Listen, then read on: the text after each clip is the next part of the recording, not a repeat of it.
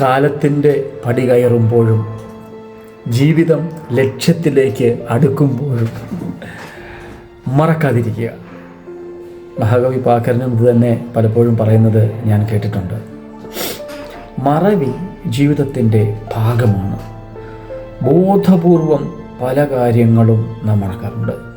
പിന്നിട്ട വഴികളെയും കൂടെ നിന്നവരെയും നമ്മെ ഒരു പരിധിവരെ സഹായിച്ചവരെയും സ്നേഹം തന്നവരെയും കൈത്താങ്ങൽ തന്നവരെയും നമ്മെ നമ്മുടെ ഉയർച്ചയിൽ ഭാഗമാകുവാൻ ഇടയായി തീർന്ന പലരെയും നാം മറക്കാറുണ്ട്.